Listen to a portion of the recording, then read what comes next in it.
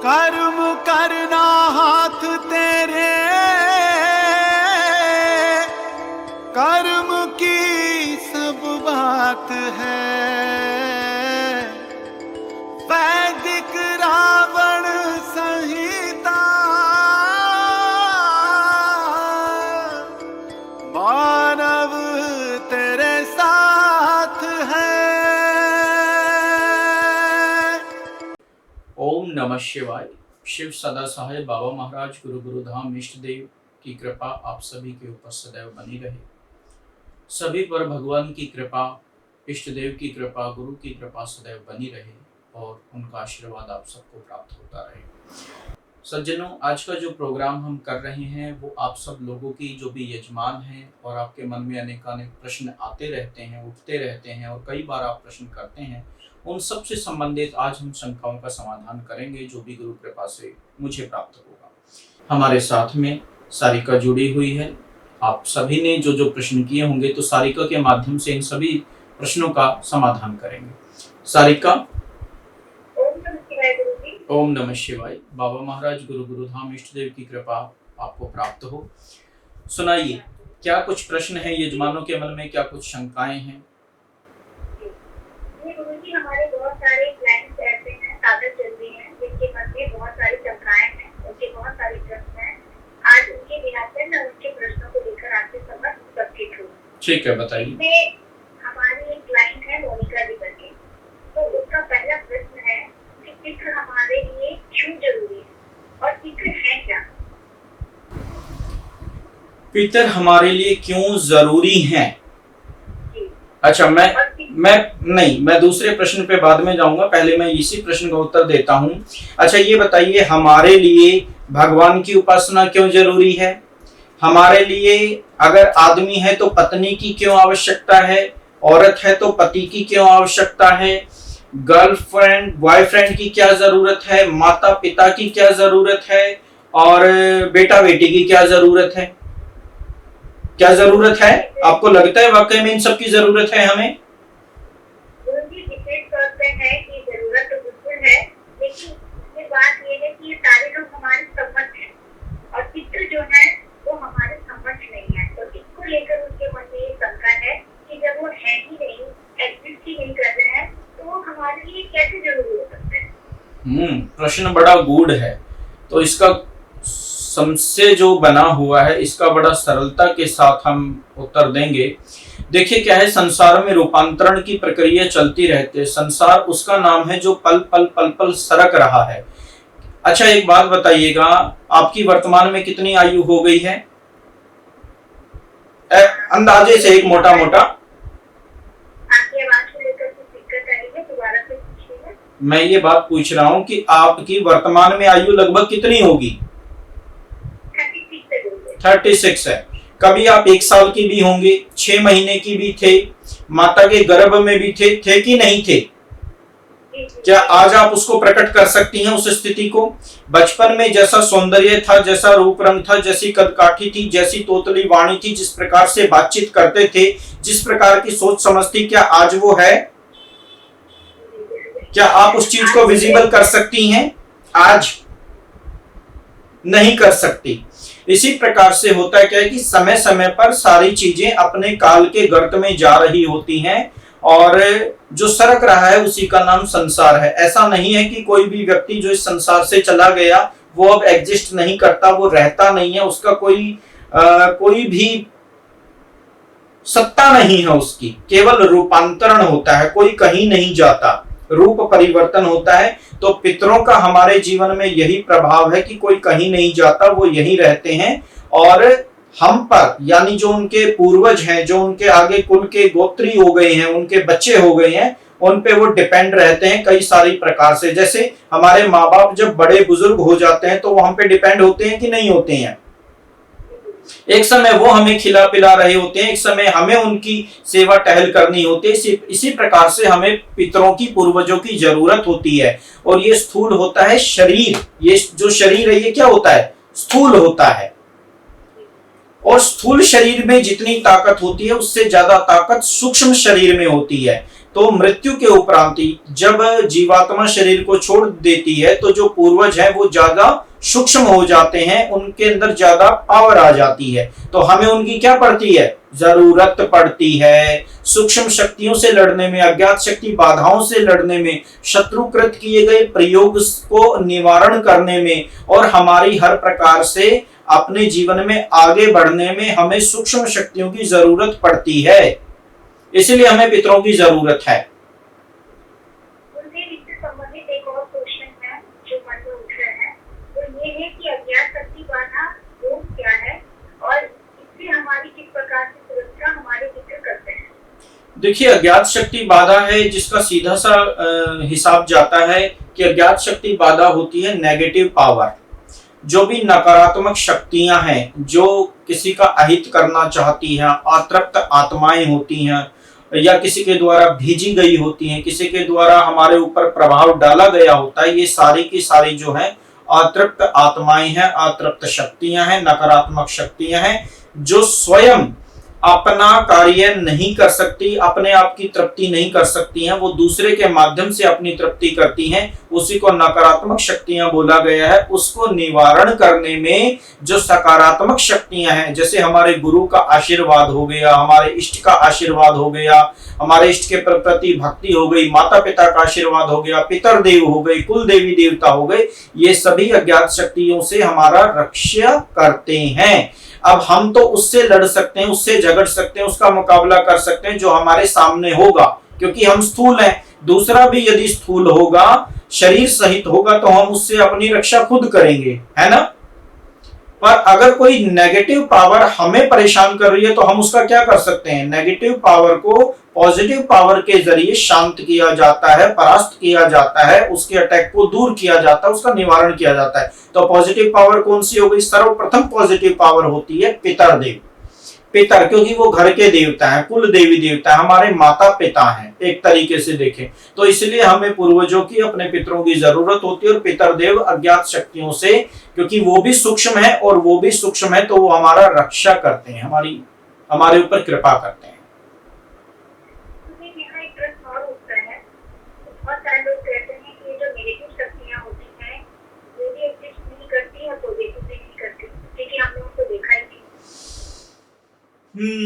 प्रश्न बहुत उत्तम है। मैं आपसे पूछना चाहूंगा कि क्या आपने हवा को देखा, वायु, ऑक्सीजन को देखा है? मुझे तो बस फील किया है, सांस लिया है। बस जिस प्रकार से आपने आज तक हवा को नहीं देखा, ऑक्सीजन को नहीं देखा, तो क्या आप मानते हैं हवा या ऑक्सीजन होती है और जिंदा आप उसी के कारण से हैं? पक्का है ना? आप खुद तो अपने लिए ऑक्सीजन बनाते नहीं है कि अपने लिए ऑक्सीजन बना के उसको अवशोषित करते हैं और उसी से जी रहे हैं। ये तो परमात्मा की कृपा से चारों तरफ बह रही है ना, और होती भी है ना, क्योंकि हवा तो कभी किसी ने देखी नहीं है। तो ये कैसे? ऐसा नहीं है कि हमने जो चीजें नहीं देखी वो होती ही नहीं है। बहुत सारी चीजें ऐसी होती हैं जो दिखाई, ये जो स्थूल आंखें हैं इनसे दिखाई नहीं देती, परंतु उनकी सत्ता होती है। जैसे जब सूर्य उदय होता है, रात्रि को पूर्ण रूप से अंधकार होता है। किसी ने अंधकार को आते देखा आज तक? नहीं देखा। किसी ने प्रकाश को आते देखा आज तक, मतलब सूर्य को निकलते देखा है, परंतु जो धूप की किरणें हैं, जो सूर्य के प्रकाश की किरणें हैं, वो कितने अरबों मील दूर से यहाँ पर पहुंचती हैं, उनको आने में समय लगता है। तो ऐसे ही बहुत सारी चीजें हैं जो स्थूल आंखों के द्वारा देखी नहीं जाती है और वो होती है, उनकी सत्ता होती है। अच्छा, एक बात बताइए, अभी गर्मी शुरू हो गई है, आप बाहर एक लोटा जल का रख दीजिए तो वो आधा हो जाएगा, शाम तक, कल तक सूख जाएगा, तो वो जल जाते देखा आपने कभी? आसमान में जल जाता है कि नहीं जाता? ये तो साइंस का नियम है, पर उसको जाते देखा? क्या उसको जाते देखा?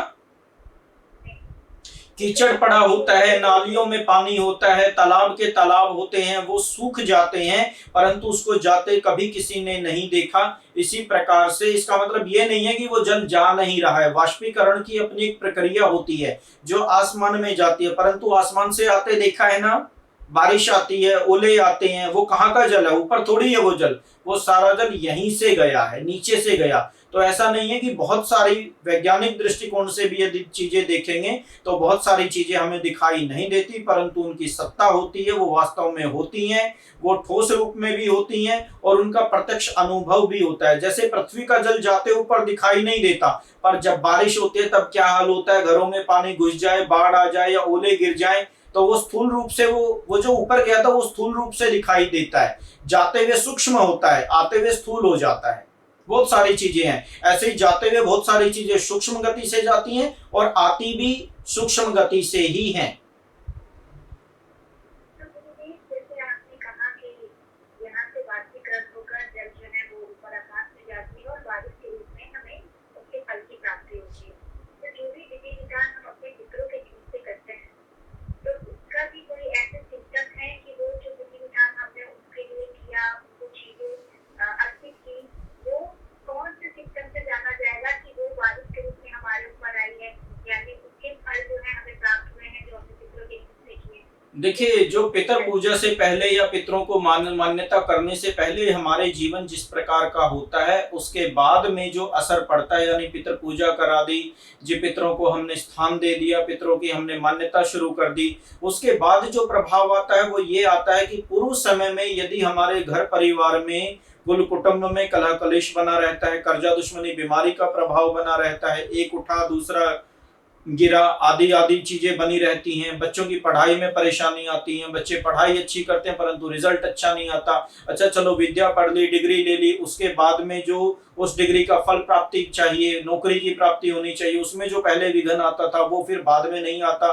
पूर्व समय में यदि संतान के सुख में संतान हो नहीं रही, संतान हो के मर जाती है या गर्भ नहीं ठहरता है, आदि आदि जो सारी समस्याएं होती हैं, ये सारी की सारी समस्याएं फिर बाद में नहीं रहती, क्योंकि वो जैसे बारिश आकर के हमें भिगो देती है, बारिश आकर के हमें तृप्त कर देती है, सृष्टि का वातावरण अच्छा कर देती है, इसी प्रकार से पितरों की, पूर्वजों की जब कृपा प्राप्त होती है तो फिर सारी चीजों का प्रभाव बदल जाता है। व्यक्ति के अंदर एक पॉजिटिव एनर्जी फील होती है और उसी एनर्जी के दम पे वो फिर समाज में निकलता है, मार्केट में निकलता है, अपने काम धंधे पे निकलता है, नौकरी व्यापार में निकलता है। जो जिस पीढ़ी का होगा, जो जिस आयु का होगा, जो जिस लाइन का होगा, उसको उसी क्षण उसी तत्काल से ही उसको लाभ होना शुरू हो जाता है और उसकी लाइन में उसे आगे बढ़ने की प्रेरणा मिलती है, उसे उसके लिए ज्यादा इजी हो जाती हैं सारी चीजें। ये सेम ऐसे ही है, जैसे मान लीजिए हम जा रहे हैं किसी रास्ते पे और सामने से हवा आ जाए, 100 किलोमीटर की रफ्तार से आंधी चल रही है और हम उसी दिशा में जा रहे हैं, आंधी भी उसी तरफ से हमारी तरफ आ रही है, तो क्या होगा हमारे साथ? हमें दिक्कत आएगी, हमें चलने में संघर्ष करना पड़ेगा, हवा हमें पीछे धकेलेगी, हम आगे बढ़ने के लिए जोर लगाएंगे, हमारी आंखें फूटेंगी, आंखों में किरकिराहट जाएगी, आंख खोल के नहीं चल पाएंगे, सांस लेने में परेशानी आएगी। तो ये क्या हो गया? एक घुटन भरा माहौल हो गया और विपरीत परिस्थितियों में हम आगे बढ़ने की कोशिश करते हैं और बहुत सारे लोग तो चल ही नहीं पाते, वो एक जगह जाके दुबक जाते हैं या अपने घर में जाके बैठ जाते हैं।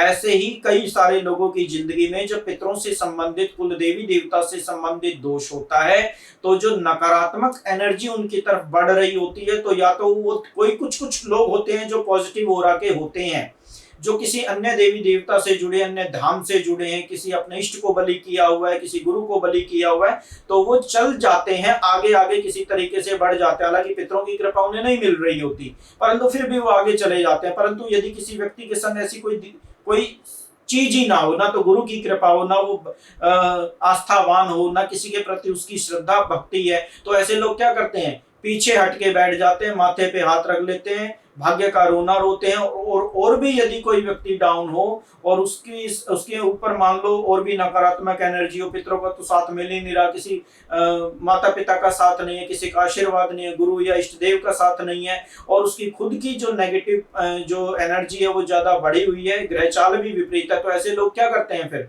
हट जाते हैं, जिंदगी से आउट हो जाते हैं, आत्महत्या भी कर लेते हैं। वैसे ही लोग करते हैं। अब मान लो, अब इस परिस्थिति को हम घुमा देते हैं। देखो, ये तो परिस्थिति हो गई जब पितरों की कृपा हमें नहीं मिल रही है, तो हमें फोर्स करके आगे बढ़ना पड़ रहा है, हमारा कोई सहायक नहीं है। अब उल्टा कर दो आप, अब वही आंधी वही तूफान यदि हमारे पीछे से चले तो क्या होगा? वो हमें आगे बढ़ाएगा। हम एक कदम जैसे ही चलेंगे हमें 3 कदम बढ़ा देगा, क्योंकि पीछे से हवा धक्का लगा रही है, पुशअप कर रही है, बढ़ा रही है। कर्म करना तो प्रत्येक व्यक्ति को जरूरी है। पितरों की कृपा, देवी देवताओं की कृपा, इष्ट देव की कृपा, गुरु की कृपा तभी फलीभूत होगी जब वो व्यक्ति कर्म करेगा, भाग्यहीन नहीं बना रहेगा। तो जब वो व्यक्ति कर्म करेगा, जीवन में आगे अपने पथ पे बढ़ने लगेगा, चाहे वो नौकरी के लिए बढ़ रहा है, चाहे वो व्यापार के लिए बढ़ रहा है, चाहे वो पढ़ाई के लिए बढ़ रहा है, चाहे वो किसी भी दिशा में क्यों ना बढ़ रहा है, चाहे सोशल वर्क में बढ़ रहा है, चाहे धर्म के कार्यों में बढ़ रहा है, किसी भी चीज में बढ़े, तो वो जो पॉजिटिव एनर्जी है, पितरों से संबंधित कृपा है, गुरु की कृपा, इष्ट की कृपा, वो उसको पीछे से धक्का लगाती है। अब उसकी आंखों में किरकिराहट भी नहीं आ रहा है, उसको जो है सांस लेने में परेशानी नहीं आ रही, क्योंकि उसकी तरफ से तो वो चीजें नहीं है, उसके फेस पे नहीं आ रही, उसकी पीठ पे आ रही है, और पीठ पे जो चीज आ रही है उसको आगे धका रही है। उसको चलना सहज हो जाएगा, उसको थकान नहीं लगेगी। समझ रहे हैं ना? इसी प्रकार से पितरों की, पूर्वजों की कृपा और बिना कृपा का ये एक एग्जाम्पल है कि इस प्रकार से तो कृपा होती है तो ये फल हमारी लाइफ में आता है, और जब कृपा नहीं आ रही होती तो सामने से विपरीत परिस्थितियां हमारे लिए हमें परेशान करती हैं, आगे बढ़ने से रोकती हैं, रुकावट डालती हैं। और मांग लिया वरदान, चराचर जगत का भविष्य दर्शन और संपूर्ण ज्ञान समेट दिया रावण संहिता में। महान ग्रंथ वैदिक रावण संहिता आधुनिक और प्राचीन ज्ञान का संगम है।